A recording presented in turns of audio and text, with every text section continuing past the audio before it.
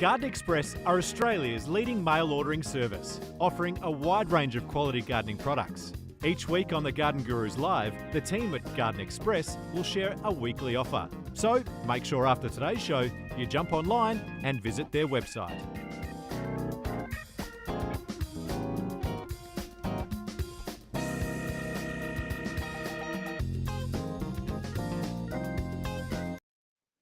Well, hello, welcome to Garden Gurus Live. I'm Trevor Cochran, and we have got another great show for you. We have Wei and Shay Lee here running the show this morning, and of course I just do what I'm told, as you know all too well. No, we've got a great show for you. Of course, we're here to answer your gardening questions. It's the whole point. And when you do send your questions in, please do us a favour. Please send us your state and where you live, so that the town or the city. It really helps, particularly this time of the year. We're getting some quite a lot of variation climatically. Just to put things into context, where we're headed for the next 3 or 4 months, it's going to be a very dry time in gardens, pretty much across Australia. Victoria is still relatively wet compared to a lot of other states. Western Australia, as an example, yesterday was a decision was made to put WA's total fire ban in place as of today. And the reason they've done that is for a period of about 10 or 15 years, they've been recording the soil moisture levels in the moisture of the soil. And they've come back and went, well, things are so dry at the moment in Perth, despite the fact that we had a relatively good winter, that we're in a situation where the soil moisture levels today are where they would normally be at the end of December, which means that at the end of December, we're going to be dry. So there's quite a challenge when it comes to managing our gardens. It's a lot easier, I think, to deal with a dry climate than it is to deal with a very wet climate, as we have dealt with on the East Coast for the last 3 years with La Nina impacting the weather. But we're all going to have a dry summer, there is no doubt about it, which means that we can irrigate, we can improve soil quality, we can, of course, mulch, and, we can just keep our eye on the garden, because the plants will tell you when they're getting dry. Now, we're getting lots of hellos. Hello, everybody. Troy, Marsha, June, Pomay, hello. Kalamunda Garden Festival, big hello to Andy and Mandy. Look, we've got a great show for you. And remember, for the best question for the day, you are going to get a $50 Garden Express gift voucher. And of course, Garden Express, the great thing about them is you can 24 hours a day, 7 days a week, from the comfort of your armchair, and it's delivered direct to your door. In fact, speaking of Garden Express, of course, they have a great offer for us. It's usually something different, something unusual. And I reckon Rowan might be with us right now to help us out with it. Hello, Rowan. Hey, good morning. How are you today? Oh, look at you. You look like you've just been in Disneyland for the last week, mate. Yes, I donned the other side of the suit, and I've just come back from a Disney cruise, which was pretty amazing with the family. What's a Disney cruise like? It was good. Yeah, it was a lot of fun. Lots of characters, the Marvel Nights stage shows, lots going on. One for the kids, absolutely. Not so relaxing for the adults, but it was great. It was really, really good. Good on you. So well-deserved break. Yes. Well-deserved break. You work really hard, mate. That's fantastic. Now, listen, we'll get on with business. Everybody here's listening, looking to see what the next great Garden Express offer is. Let's talk about one of these plants that I would like to see everybody have at least one in their garden, and predominantly because there used to be that many of them spread across the continent, in fact, spread right across the planet. Of course, is that dinosaur of plants, the Wollemi pine. Yeah, can you see that there?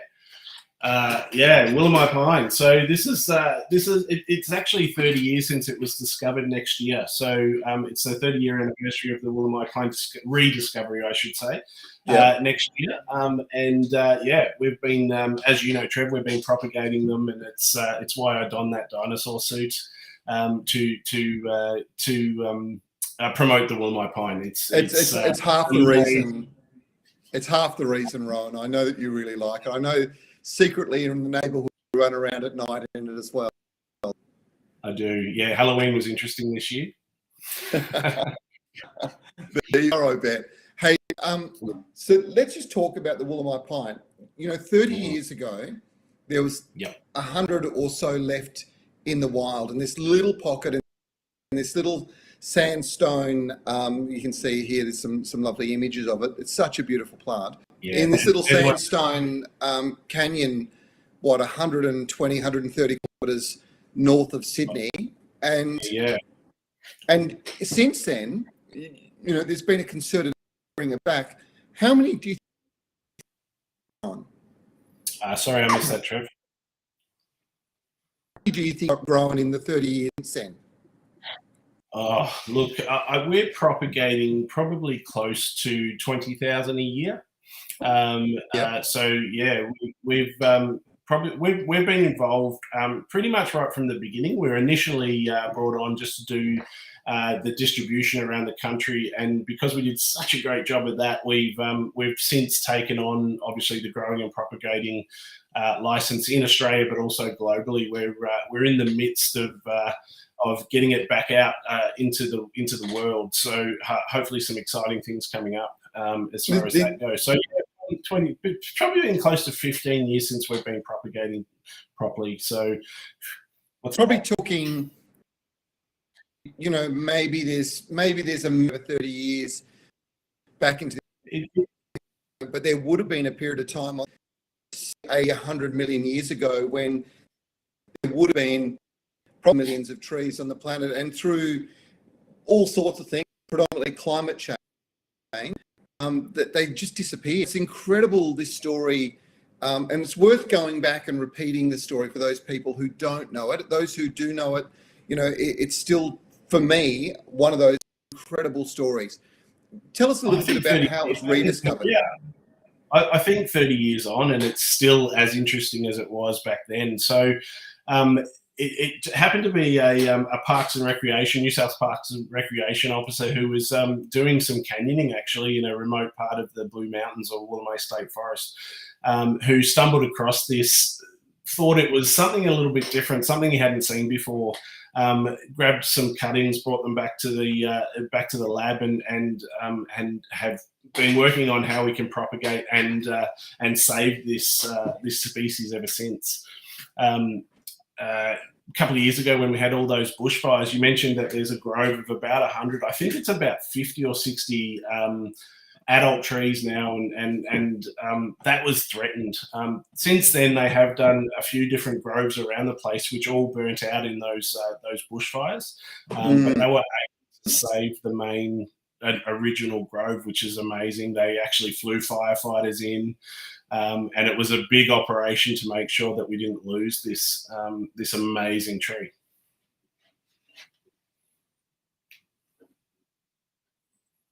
Oh, I think I might have lost you.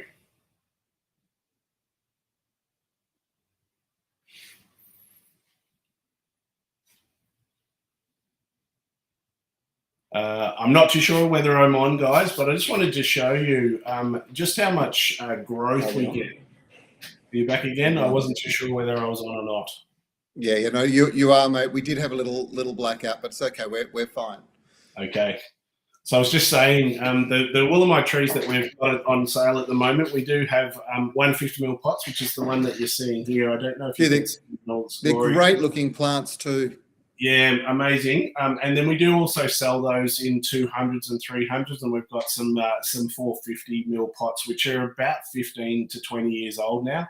Wow. You just see there this year's growth on this particular tree that I've got. Yep. See how it's a beautiful apple lime type of green against the dark. They're just stunning. Now, I mean, this would be the ultimate Aussie Christmas tree, wouldn't it?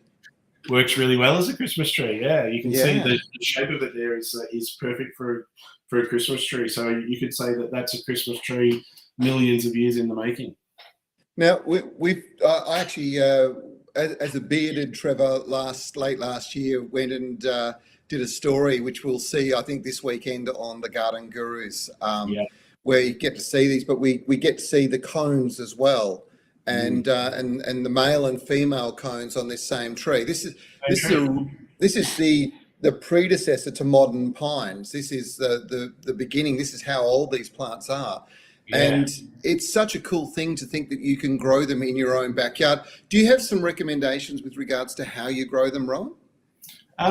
You know, a Wollemi pine will actually grow in the pot pretty much all of its life if you really want it to. They kind of bonsai themselves to the pot.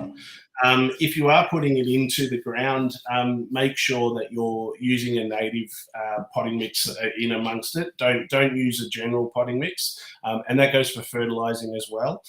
Make sure it's a native potting fertilizer, because it is like any other Australian native. It doesn't like the phosphorus, so you need a low phosphorus potting mix and fertilizer. But other than that, I mean, it in the wild, it's in a sort of a dappled shade area, obviously in the canyon. So you know, a little bit of shade is good. Although it will, in some of the parks and gardens around the world, they've got these in full shade and they're full sun, sorry, and they're thriving. But we do recommend part shade area, bit of sun. Yeah, you mentioned the male and female cones on the same tree. They won't sort of come until they're sort of 10 to 15 years old generally. So as the tree matures. Interesting part about that is the female cone is a big round cone, a little bit more like a traditional Newfork cone, and the male is a long cylindrical one.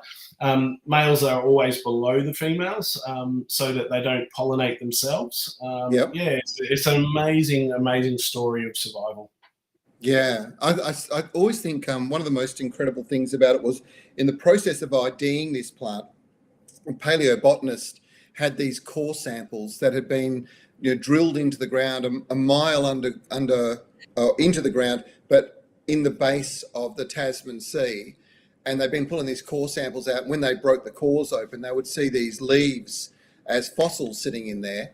And that was when they kind of looked at the fossil and went, hang on a second, this is it. And what a moment that would have been for the botanists involved. But I mean, what an opportunity for all of us as Australians, I suppose, because we're the last spot on the planet where it held out to put this into our own backyards. And you mentioned about growing them in shade. I think in my environment, particularly in the West, I would say in South Australia, and I would say definitely in the North, in sort of Brisbane, you'd really want to have it shaded. It will do a lot better in that environment. You guys grow them in shade houses there, and they look superb. They look amazing. Yeah, absolutely. And this is probably my favourite time of year, because as I showed you guys before, with the if you consider our shade, I think you guys will see a bit of it on the show this weekend. But right now it's it's all that lime green on top of all the dark foliage. It just looks absolutely amazing. I'll see if I can. Well, I'm going to be that next week.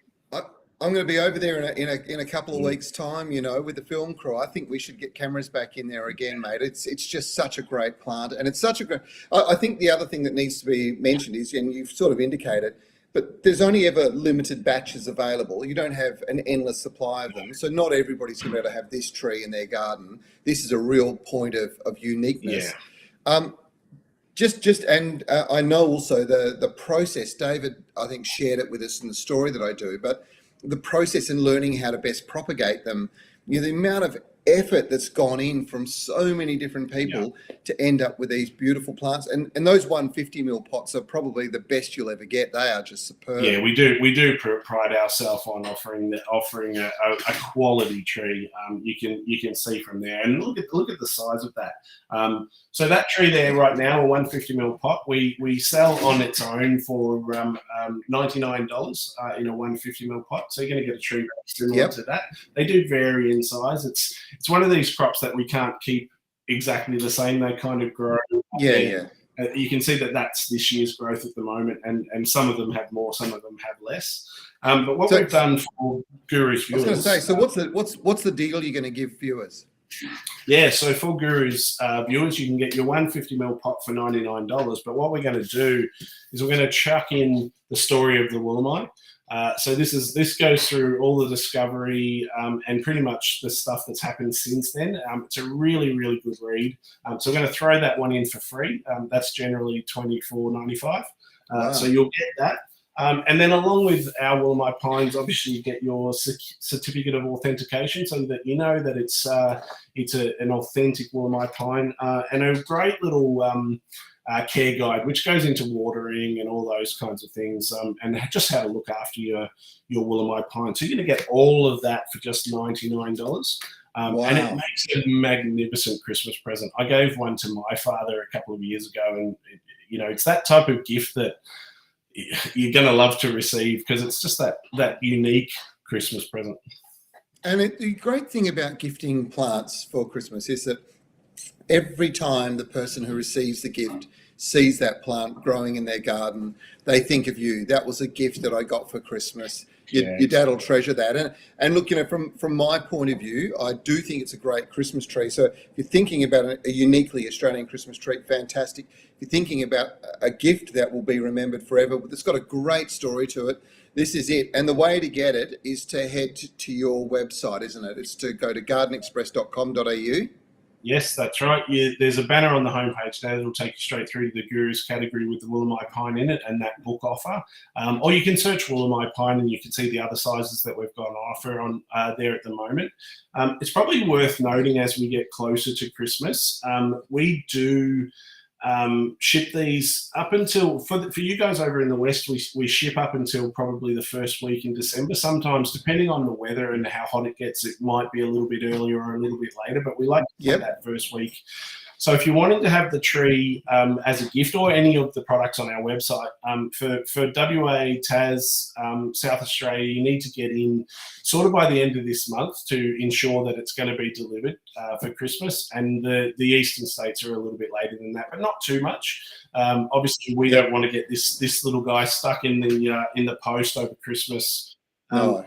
But if you do want to give that as a gift and it happens to not arrive in time, because we will, like I said, we will cut it off to make sure it doesn't get caught in the post. When you purchase it, there's a download of a little card that can say, hey, this is what I'm going to give you for Christmas. It's on its way. It's got some pictures on there. So it's just a nice little handover, and then we'll get this to the recipient early in the new year. Direct. What a great idea, Rowan. Look, mate, that's a fantastic gift. That's a really good story. It's one of my favourite stories, and we have a lot of good stories in the garden industry, but it is one of my favourites. It's such a beautiful plant. Yeah. And of course, you can only get these from Garden Express. That's the important thing to remember. Garden Express have been the home of the Willamite pine now for 15 plus years. It's almost... And there's only limited stocks. So it's a get in while you can kind of thing. Yeah, that's it. Get in quickly. Get in quickly. I don't know if we've got time, and I could talk about this plant for forever. But there is another really unique part about this plant, which is called a polar cap. I don't know if you guys go into this into the story, but I can't actually show you one now because they're all sort of breaking apart. I don't know if you can see there. During winter, that on the end of the waxes over. And protects the new shoots from the winter frost. This thing has survived ice ages. It's an amazing tree. Well, that might answer Melissa Peters' question. She's in Ballarat. They get some pretty harsh frosts at times. She wants to know whether it's going to grow there. I think somebody else asked about them with regards to the cold. I can't quite see where that question's gone, but really good question. They will do very well. They will do okay in the subtropics as well. That's for Irene Fraser, who's up in Bundaberg. Yeah. What a great gift, Rowan. Look, really, mate, brilliant idea to put this one up. And thanks for the great deal. That's a pretty awesome deal on such a unique plant. Yeah, I think the book is a good one because you want to learn a little bit more. I mean, we touched on it briefly, but obviously the story is much more than that. So to get that book as a gift with the pine gives the recipient the complete picture. So it's a really good offer. I love it. Rowan, as usual, you've always got something interesting, something different. And of course, it's just one of the hundreds and hundreds and hundreds of lines that are available by visiting gardenexpress.com.au. And of course, the great thing about this is the ease of shopping from your armchair. You can browse through, pick what it is you like, and then of course simply just get it delivered direct to your door. That's it. We've got just quickly. We've got autumn bulbs starting to hit the pages now. So things like marines and crinums and belladonnas, they're all hitting. Awesome. And we will be opening up our pre-order spring bulbs, which is also very popular every year. That'll be happening very soon as well. Pretty cool, mate. Look, thanks very much for joining us. I know you had to rush in from the ship. You go back to Disneyland, and we'll catch you next week. Okay, mate. No worries. Thanks. Pleasure as always. I think Garden Express is like Disneyland for plant lovers. So what a great deal. But what a beautiful plant, the Wollemi pine. I just love it. I hope you do too. Now, I know that you are asking lots and lots of questions, and I will get on to them. First one, Melissa Peters, will it grow in Ballarat? The answer is yes. Krista Anderson, you're also in Ballarat. You were the one that asked about cope with the frosts. Well, this does handle really cool, cold conditions. And if you look at the foliage, when it hardens up, it's quite leathery. It's quite a tough plant. Irene Fraser, yes, they'll do okay in Bundaberg. Probably very, very good in a pot, just to keep that in mind. But they do handle humidity quite well. Mark Naglashis, you're in Melton in Victoria. You've sent us some photographs. Now, speaking of Christmas time, you've got a New South Wales Christmas bush. The leaves are turning yellow. So let's get some photos up and we'll have a bit of a look. Oh, yeah. Now, that yellow is actually just fertilizer. And I'd be very interested to have a closer look at that mulch that you've put down there. If you put down a mulch on your garden bed and it's not properly composted, when it goes through the composting process, the microbes that consume it, that break it down, use nitrogen. If it's not in the mulch, if it's not in that material, they'll draw it out of the soil. And what that means is the soil will then lack nitrogen, and then you'll start to see that yellowing of the foliage like you're seeing here. There's probably a little bit of maybe dry stress sitting there as well. So I would suggest a combination of fertilizer, a wetting agent, make sure that the sprinklers are getting to it. You should be fine. I think it's in sandy soils, it should do super well. Okay, Sandy Jewell, let's have a look. You're in Brisbane. The attack is beginning. Sort of looks like mealybug without legs. Spraying like crazy to control it on frangipanis. Yesterday, today, tomorrow, that beautiful Brunsfelsia latifolia, and also on hibiscus. You're in Brisbane. I'm not quite sure what this is. Sounds really strange. This might be an opportunity for us to play our how do you post a picture video, just to show you how easy it is to post, and that will help me enormously, Sandy. So have a look at this. Have you got a gardening question you'd like us to answer and you need to send us a photo? Well, simply head to our Facebook page and click on message. Type out your question and click the camera icon to take a photo in the app.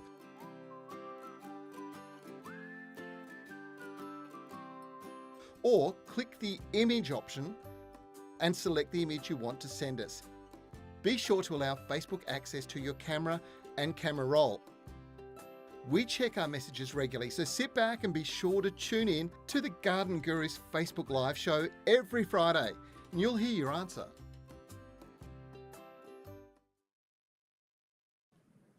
Well, there you go. That's how you do it. So make sure you're posting your photos for us, Sandy Jewell.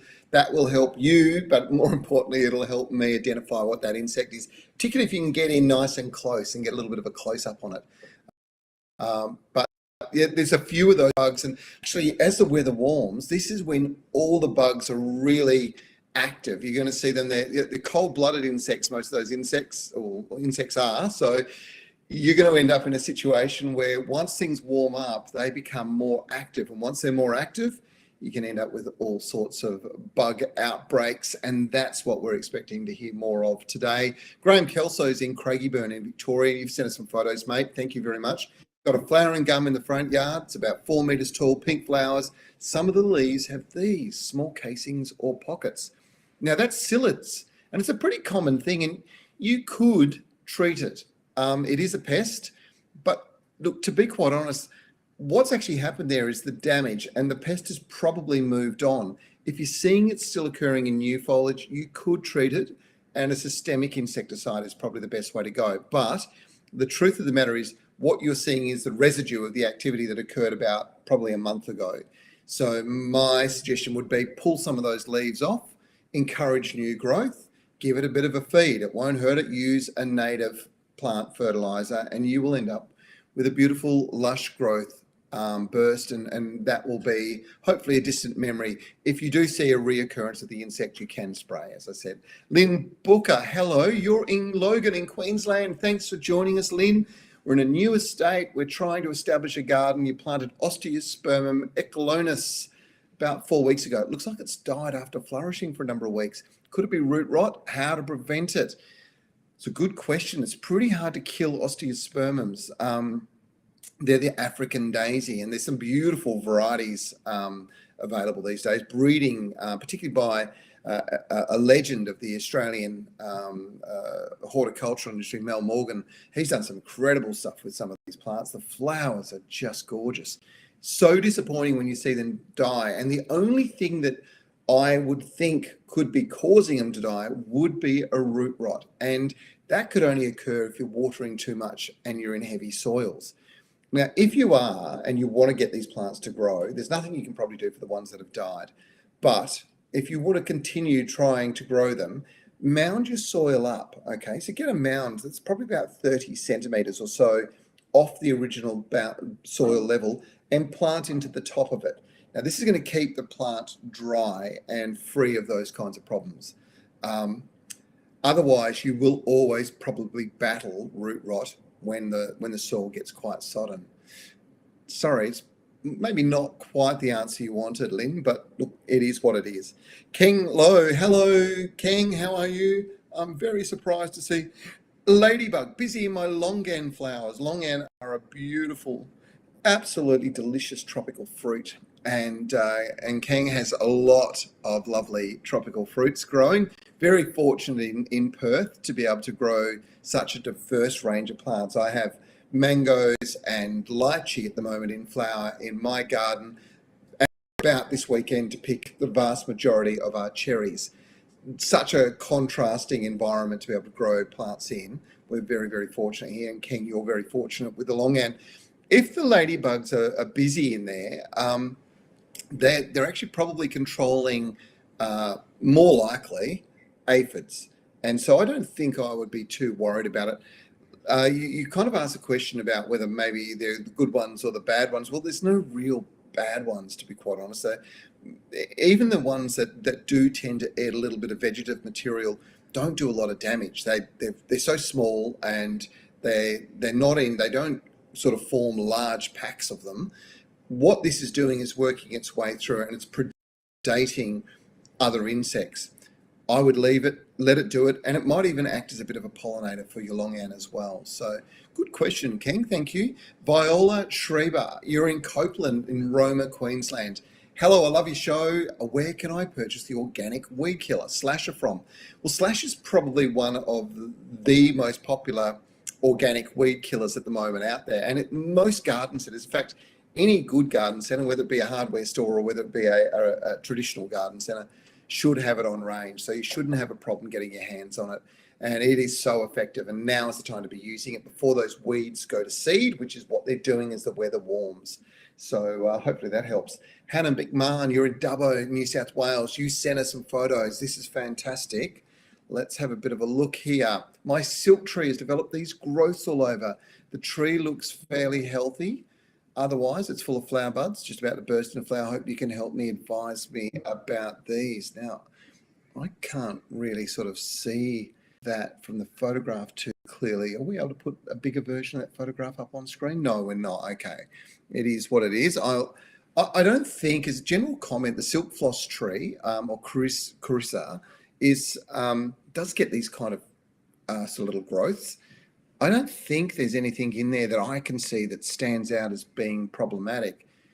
If it is getting anything like a bit of a canker or something, what you can do is you can give it a bit of a spray with liquid copper. Oh yeah, that's a bit of a, yeah, I don't know. I tend to think that might just be a little bit of, because of the way the branches, there's 4 of them coming out, it might be just the way it's formed. But I don't think it's an issue. I don't think you need to treat it, to be quite honest, at all. But if you do start to see small, patches of that emerge up the green, healthy trunks, then liquid copper is my go-to in this particular space. Andrea O'Connor, hello, you're in Bonnie Doon in Victoria. You too have sent some photographs. I have a pink lady who was moved a couple of years ago into a paddock, and it turned, and I can't quite read this at the moment, Shay. I can't read what's being said. Yep, thank you. Okay, you turned the paddock into another orchard. It's been fine and happy, but this year there's something going on with the leaves. No other apple or any other fruit tree, for that matter, shows the same signs. Let's have a look at that photograph. And I, again, am not seeing that super well, but it does look like the tree itself is quite unhappy. I suspect that what you've got there, though, is probably something to do with a bit of extreme as the foliage is emerging. It looks like it's being damaged by something, and I would suspect that it's possibly a bacterial infection. Actually, I didn't think it was at first, but which would, again, I just talked about liquid copper. Andrea, you can buy it from your local garden centre or hardware store. It comes from Yates, and you mix it up. Now, you don't use it on a stinking hot day. In fact, you probably want 3 or 4 days in the 20s, ideally not over 28 degrees. Apply it. It should help clean this up, but the real treatment for this will come next year, because this tree should grow out of this quite naturally. I would be giving it a feed, encouraging it to grow, and the new foliage won't show signs of this. Particularly have to give it one hit with copper.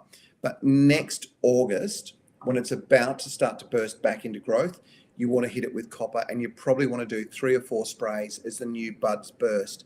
That'll clear up any bacterial infection, in fact, any fungal infection. So that's what it looks like to me. So hopefully that helps. Lisa Marshall, hello.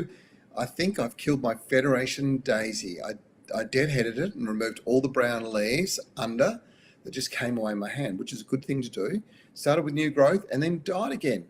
Only got twigs now. That doesn't sound very good, Lisa. I suspect the nature of these is that they can be a little bit on the sensitive side sometimes, a little bit more fragile. I would recommend what you do is think about pulling it out, starting afresh in a new spot in the garden, not the same spot exactly, with a new plant. They're pretty cost effective. And in future, if you really want to grow them, take some cuttings. Whilst, if that's a particular variety you love, take some cuttings. They do grow really easily from cuttings, almost as simple as literally taking tips off, shredding the foliage underneath and popping them into a glass of water, and they'll drop roots out. That's how easy it is.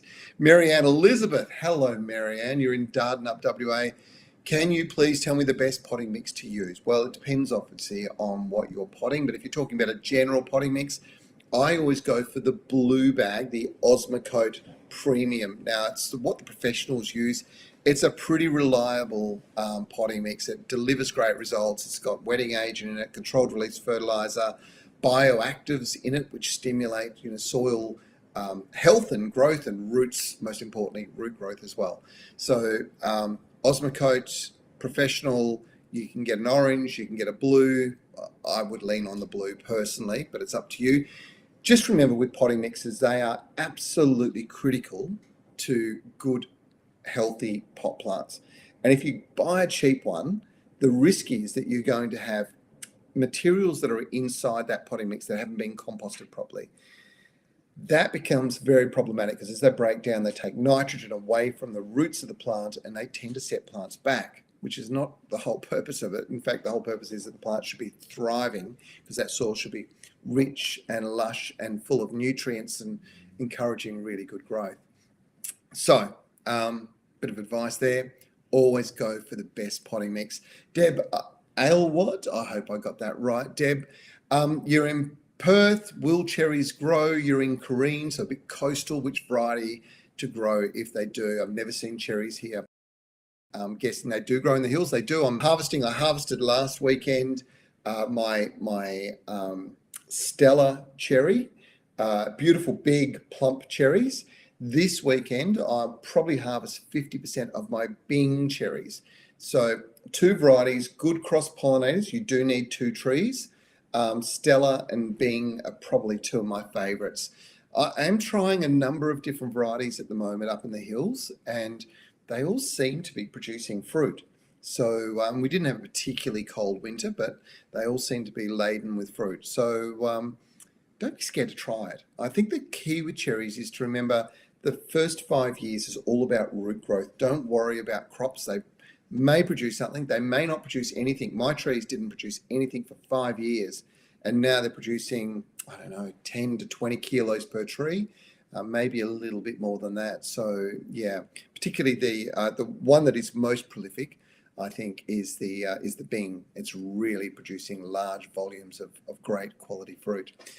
Mataya Jairendra, hello, how are you? You are a great friend of ours, and you've got some really good questions. Please, my okra and papaya are not growing. I asked for help and received them. Sorry, you are not happy with your papaya. They can suffer with mite problems, which is what's happening with one of them. You've sprayed with white oil or eco oil to help. That's good. White oil and eco oil sprayed under the foliage, not on the top, will make a big difference. To be quite honest, I've got papaya growing in my glass house, and they're only just kicking away now. I've got some in the garden. They're more mature, and they're only just starting to recover from the cold of winter. It's a little cooler where I am, about 2 degrees cooler during the winter than it is on the sandplain in Perth. But that 2 degrees makes a big difference. And I think what I would be recommending you do is, at the moment, just give them a little bit of liquid. I suspect it's more about the cold than it is about the insects. But if they do have significant silvering of the foliage, if you can see webs on the underside of the foliage or little black dots, you're guaranteed that's two-spotted or red spider mite, and it has to be treated. And it has been a weird thing, but just on insects, there's certain plant indicators. And there's a plant called the Cape gooseberry. It's actually quite trendy, the fruit in restaurants these days. It comes in a little lantern. When you peel the lantern back, you'll find an orange berry on the inside. And it's a savoury fruit. It's quite different. This particular plant, it's good to grow in the garden, but I grow it for a very different reason. It's not really about the fruit. It's about what my mite populations are in the garden, because that is the indicator plant. That is the first one that they will go to and they start building up on. I've seen big build-ups already on my Cape gooseberries, which indicates that we're going to have a big year of mite issues. So with that in mind, definitely be treating it. I'd be probably actively spraying the undersides of the leaves as much as I possibly could, knowing that you are going to pull the population back and make it a little less a problem long term. Okay, Linos Green, I'm not sure where you're from. Remember, tell us where you're from. Does help. My cane begonias have grown tall and spindly. Can I cut them back? And how much? They're 6 foot tall. Wow. Linos, that's amazing. You should send us a photograph. That's pretty cool. As they get taller, they do start to become a problem. What I would suggest you do is go through, and if you've got 5 or 6 canes, cut 3 of them back, leave 2 up. As the 3 small ones start producing side growth and starting to fill out, cut the other 2 back, and then they will produce side growth as well. All back in half. So if you're 6 foot, cut them back down to 3. You'll end up with a bushy 4-foot shrub by the end of summer that'll look just magnificent. So that's my advice. Catherine Sutherland, hello. Trevor, what has the ability to strip almost every leaf from a mature plum, apricot or apple tree? Never find anything. You're in Leschenault, south of Perth, just near Bunbury. It's a beautiful part of the world. And if you've got something going through stripping the foliage, there are a number of bugs that do that. And it could be any one of them. And again, probably help me an enormous amount if you were to send me a photograph. But look, as a general comment, the trick is it's always the new growth, that soft growth, because once that growth is formed and hardened up, it's rare that you'll get any of the scarifiers or any of the leaf bugs that chew foliage. They don't like hardened foliage. They love soft, juicy foliage. So at that point in time, giving them a bit of a spray with something that's going to be systemic or residual is a good way to go, particularly when you're thinking about chewers. So when it comes to, we always talk about the chewers and suckers, the 2 groups of insects. When it comes to chewers, which would be caterpillars, what you need to do is think about something that is like dipel, I should say, or Success.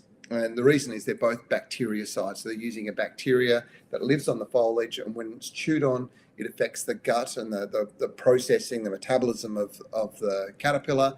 It basically starves to death and falls off the plant before it eats all the leaves. So that's probably my recommendation. Catherine, Ellen Gray, hello, you're in Sale in Victoria. You missed pruning your peaches and nectarines early in the winter. Right now, worried about their height. Is it too late to do a bit of a prune now? Let them produce their fruit first, Ellen.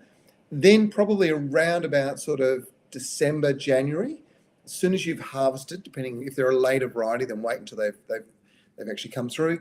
But basically, as soon as that's been done, go through and give them a prune. The big trend these days is actually to summer prune most of these kinds of trees, because they push out new growth in the latter part of the season before they go dormant again. And what that does, and what's great about that, is that new growth will actually be where all of the new foliage comes from, which is pretty cool. So hopefully that helped you. Excuse me, I'm sorry, I'm losing my voice here. Karen Ninnis, hello, I need some help, please. What would be decapitating my petunias? All flowers and some growth. Okay, it sounds pretty awful. I suspect that's got to be caterpillars. And again, the same thing. Success is probably the one I would go for. Hopefully that helps you. Okay, Chrissy at Henry's. Hello, Chrissy. You joined us late this morning, Chrissy. What's going on? Did you sleep in? It's good to have you with us. Now, sending a pic of a form of jasmine, which I'm growing with a trellis. It forms new greenery every year. However, when it dies off, the undercarriage gets all dry and crusty and starts growing again. Is this normal? Do we have a photo with that one? Let's have a look at the photo. No? Not seeing. Oh, there it is. I am seeing. Okay. So it's in a pot. That's the first giveaway. And it looks to me like it's the winter jasmine. Jasminium polyanthum. I think it is. I'm pretty sure it is from that photograph. The only reason that underfoliage is dying off, which is thick and dense, is because I would say it's running out of water in that pot. It needs a bigger pot. This is a plant that would typically grow in the ground. You probably need a pot that's double that size if you want to maintain that level of foliage on the plant in the future. And again, good quality, very, very good quality potting mix, and you will end up with a wonderful crop again come wintertime. But you can see it's just dropping that lower foliage. And I think I talked about how plants are really clever. They kind of work out how much moisture sits in around the root ball, and then when it sort of evaluates that moisture isn't enough, it's quite a problem. So it'll just drop that foliage. Really interesting how plants work. Marcia Blake, you're in Perth. Hello. What shrubs do you recommend to companion plant with fruit trees, please? It depends. And, you can grow all sorts of things. I'm companion planting with things like, I've got dragon fruit. I've got things like blueberries, actually quite a lot of blueberries companion planted. Another one that I kind of like is something called midgium, or the pigeonberry. It's a bush tucker plant, Ostromyrtus dulcis. It comes from sort of New South Wales on the east coast. Does really well on the west coast. Does all over the country, to be quite honest. I love it. Produces these beautiful little berries, and it gets the name pigeonberry because the berries have little, just like miniature pigeon eggs, and they're quite delicious to eat. Really good to grow in and around. And of course, the thing is, it produces lots of little flowers before it produces the fruit. That brings the pollinators in. So it's a great addition. The other thing that I have in my garden that I let just roam, to be quite honest, and quite happy for it to do its own thing, is a beautiful blue flowering plant called borage. And if you just let it self-seed, it'll drop the seeds on the ground and it'll do super well. So hopefully that is of assistance. Marcia, Irene Fraser, great supporter of ours. Hi, Irene. After your comment about nitrogen drawdown with using cheaper potting mix, I now wonder if I'll have that problem. In July this year, we removed a row of 15 Southern Aussie lily pillies and retained wood chip. Let it sit for about 3 months before spreading it into a depth of about 10 centimetres. I've now planted with various natives, grevilleas, kangaroo paws, etc. Do you think I'll have a problem with the nitrogen drawdown? And if so, what do I do to counteract it, please? You're in Bundaberg, subtropics, obviously, at Queensland. Irene, it's a really good question. And the thing to do with this is that if the material is raw, add a little bit of urea to it when it's in the pile, and you'll find that the nitrogen supercharges all the bacteria. They'll take up that nitrogen as they're breaking it down, and you'll see a real fast breakdown of that material. And basically, after you've aged it for 3 or 4 months, you should be okay. So I'm not so sure I'd be overly worried. If you wanted to put something like blood and bone in over the top of this, it's not going to hurt the natives an awful lot. You don't put a lot, just a small amount, but it's more about getting that in around the wood chips, and that'll break it down. Hopefully that helps. Louise Taylor, I'm not sure where you're from, Louise. Can anyone tell me what is happening to my weeping mulberry tree? Dying branches, it's 22 years old. It's fruiting at the moment. The birds are loving the fruit of one each side of our garden, and the other one is healthy, no dying back at all. What is this? How do I treat it? It's an interesting thing. Here's a photo. Let's have a quick look at this. I'm pretty sure that photo came through. Do we have that coming up? I did have a look at the photo anyway, and I've got to tell you, when I looked at that tree, I thought this is a tree that needs a good prune. It's unusual to see individual branches dying off the way they are, and what I would do is now, even though it's in fruit, I would go through and prune those branches off, encourage the green, healthy branches to grow more. I would be giving it a feed. What I suspect it is there's probably a moisture difference between the two trees in the soil, and this is more about soil moisture levels, I suspect.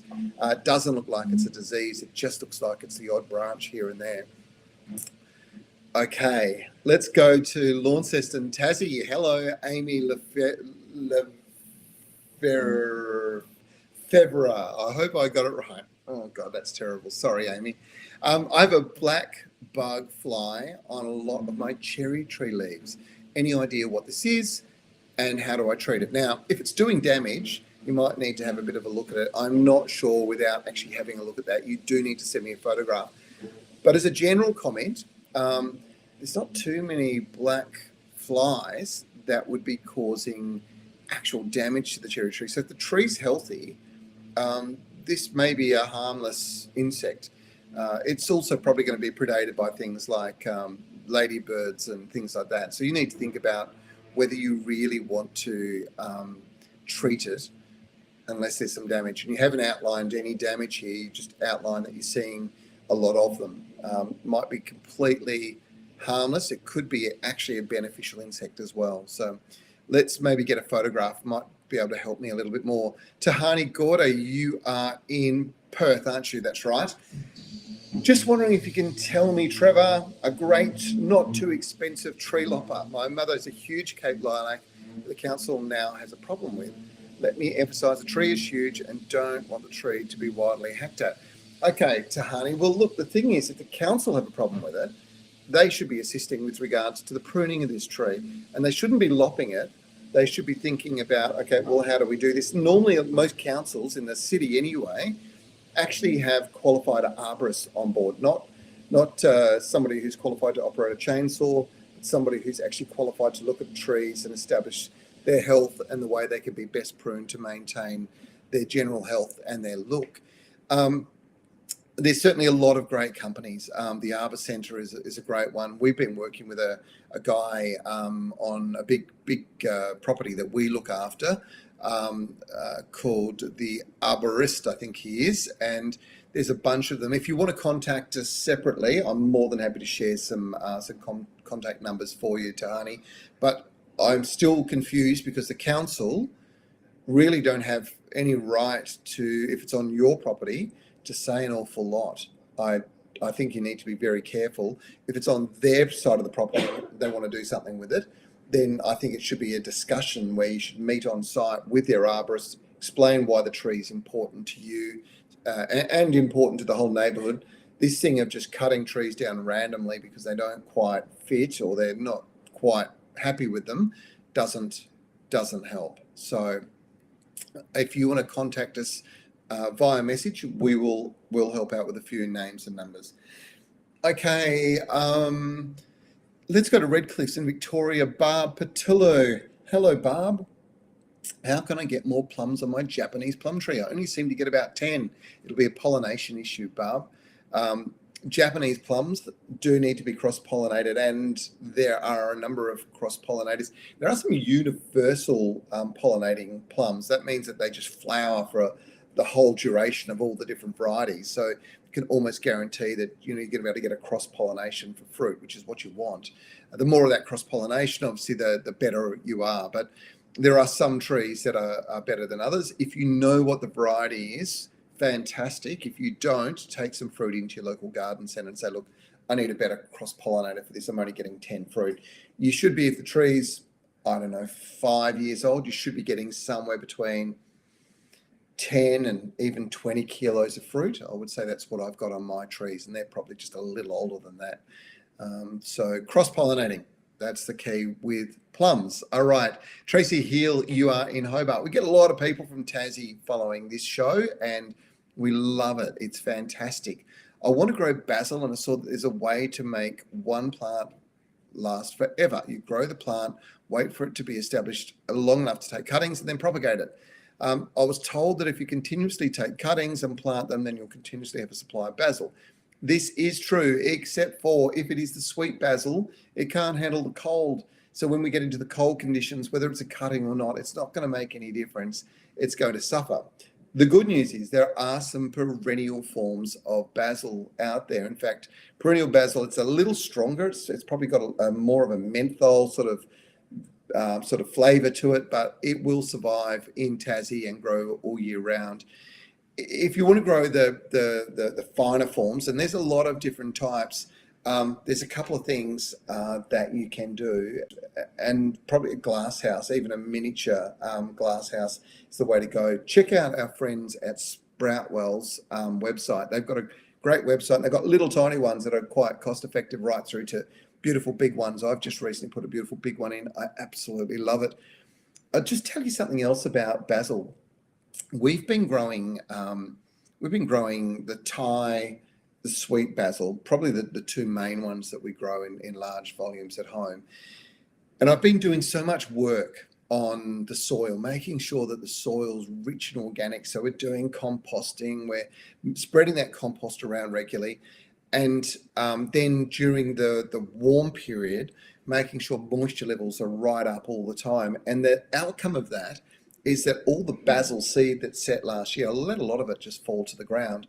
It's now popping up. So it's re-emerging. It's naturalizing itself in my environment because I've got the environment perfect for these kinds of plants. This is the ultimate measure of success for any home gardener, and something we should all be attempting to do.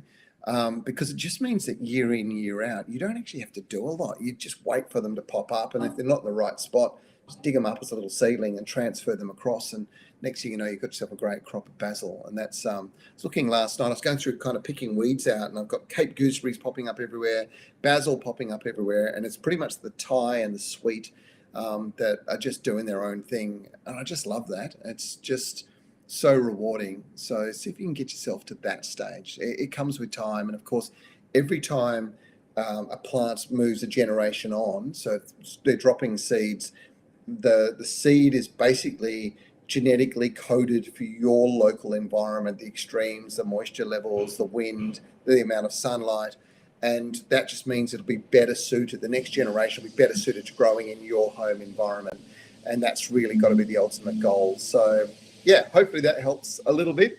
All right, I kind of raved a little bit, but that hopefully explains things just enough for you. Anne-Marie Montgomery, you're in Forster in New South Wales. I have what looks like rust on my hydrangeas. Is there anything I can do? It'd be great to see a photograph because it's pretty unusual to see rust on hydrangeas. I suspect it's more like you're lacking enough water for them and it's causing damage on the new foliage, which kind of looks like rust. But if it's like a pustule sort of coming off the leaf, then you do have rust. And I can't tell you without seeing a photograph. So really important that we try and get photographs of these kinds of things. You can see the difference at the moment. We're getting, like a lot of pest kind of questions at present. And it makes such a big difference if you can share a shot. Otherwise, I'm kind of having a shot in the dark as to whether that's really what it is. Marsha Blake, a note on the plums. what are some of those varieties that flower a lot, please? My Santa Rosa flowered a few weeks before my ruby blood, or blood ruby, ruby blood. My ruby was pollinated by my neighbour's plums, but my Santa Rosa was open before any of the other flowers were and didn't get any pollination. Easiest one of all of them is the cherry plum. It's an old-fashioned one. It's an okay eating plum. It's a really hardy tree that produces masses of flowers for a long period of time and tends to cross-pollinate all of them, whether they be Japanese or even European plums. So maybe a cherry plum, just as a universal pollinator. If you've got room, put one of those in. Okay, all right, we've got the next questions coming from Wei. He's in Harrisdale. Now, Harrisdale's an interesting place. It's a suburb where they put a lot of fill into this area, and a lot of basically sand fill because it was swamp underneath, and built it right up. And we're talking maybe 3 meters before they filled, before they started building houses on top. Now, the lawn is hard and compacted, and much of the grass is dead and dying. Should I just start over by replacing as much soil as possible? I'll give you a great suggestion, Wei, and it's simple. All you need to do, wetting agent, and get a soil conditioner and treat it as a top dressing over the top of the soil. So moisture into it, top dressing over the top with just a fine layer of organic material, and water it thoroughly, and it will recover very quickly.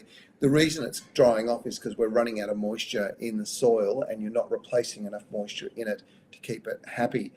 Guess what? We have got 1 minute to go and 2 questions, so let's fly into them. Cassie Tang, you're in Templestowe in Victoria. Does Cape gooseberries prefer full sun or part shade? They'll grow in both.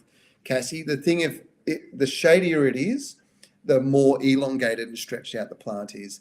The sunnier it is, the more compact they tend to be. That's the best advice I can give you.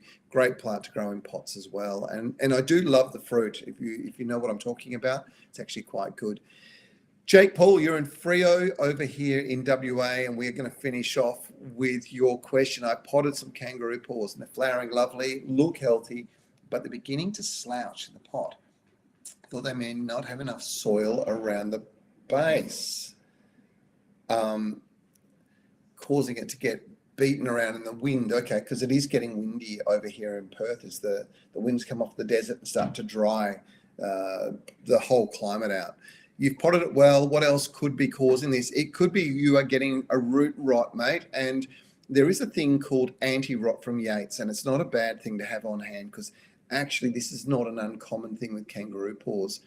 And usually it's got to do with the amount of organic matter and actually how deep the plant was planted into the soil. So if it's got sort of moisture, if it's got soil getting up around the base, it'll get like this collar rot. And it just causes them to suddenly lean over like this, and you can't quite work it out. So yeah, little bit of a challenge. I would suggest you use the Yates anti-rot, give it a bit of a shot, and let's see how we go. I don't think I'd repot it.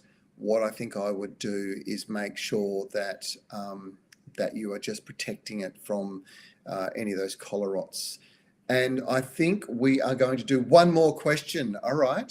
Okay. It's 10:01 over here. I think it's 1:01 on the east coast of Australia and midday in Queensland. Susan Robinson has asked, she lives in Geelong in Victoria. She's got a Japanese maple in a pot, but it's not doing so well. Not sure if it's an over or underwater issue. Do they need special care or a product to help them along? Okay, 2 things. One is, if it's not doing well in the pot, I would suggest it's probably root bound, and it's probably running out of nutrients and soil. And as it does get more root bound, it's more susceptible to dry stress, which is probably what you're seeing. So wetting agent and sea salt, so seaweed extract, you can get it all in one product from Sea Sol. That's probably what I would be doing, is getting the Sea Sol wetting agent with soil conditioner in it. It's basically got the seaweed in there all in one. Give that pot an absolute soaking with it. So 9-litre watering can full of it, and then drench it with a hose afterward to make sure that it's really washed in. And what you should see is bubbling coming up, basically, as the wetting agent works its way through the root system. This will ensure that moisture is getting into it. Don't be scared. Give the tree like a month to sort of settle down and recover. but don't be scared to move it up into a larger pot. If you don't want to do that during the growing season, wait until we get into the winter period. Then you can take it out of the pot when it's dropped all its foliage. You can knock some soil off the roots. Don't be scared to damage the roots a little bit, but knock all the old soil out and replant it into the same pot with a really good quality potting mix. And when it regrows in the spring, it'll rapidly recover and grow. Wow, that's a pretty solid hour of garden advice there, and I hope you've enjoyed it. We've got to pick our winners, right, or our winner. I think Irene Fraser this week might go to you with your question about nitrogen drawdown. Cheaper potting mixes are dangerous. They can be a real problem. I've been watching recently, one of my local hardware stores has got a sort of, I think it's something like $3 or $4 a bag of potting mix. And I can tell you there's just not going to be an awful lot of goodness in that soil. And it sort of frustrates me because you go and buy a beautiful plant and then you put that into this cheap potting mix only to watch that beautiful plant not grow, not reach its true potential. And then you have to try and counter what's causing this problem, which is usually nitrogen drawdown, by putting fertilizer on, excess amounts of fertilizer. It just doesn't make sense. You're a lot better to get a really good quality potting mix. So my thing is always an investment in the soil.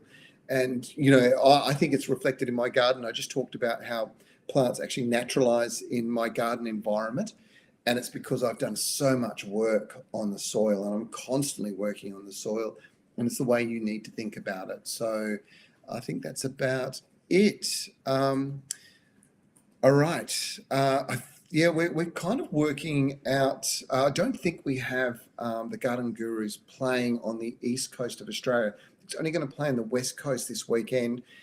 There is a major sporting event going on at the moment. I think it's cricket. And guess what? I can't believe it, but they knocked us out of the schedule. Good news is we're back in the next week or two for the last couple of episodes of the Garden Gurus. In fact, I think we might have a break of a couple of weeks after the next one as well. So episodes 15 and 16 of the spring series will be played a little bit later. We'll keep you up to date via our Facebook page as to when they are coming on. You don't want to miss them. They're actually two of the very best episodes we've produced all series. Some great new plants. There's some great gardening advice. It's a whole bunch of really, really good fun. And sorry, Melissa Peters, it's just one of those things. I'm sure you'll be enjoying the cricket anyway. And of course, they do that all on green grass, so it can't be too bad, surely. Look, thanks so much for supporting us. And we really appreciate you joining us each week for this show. We consistently sort of have 50 to 60 people throwing questions at us. I think that's sort of the number of questions we've answered again this week. And it's really appreciated that you think it all up and you send it through and you take your photographs. And of course, we're able to help you. But we don't just help you, we help your friends. And if you could hit the like button and share the love amongst your friends, that will make an awful lot of difference to the number of people we can help with their gardens.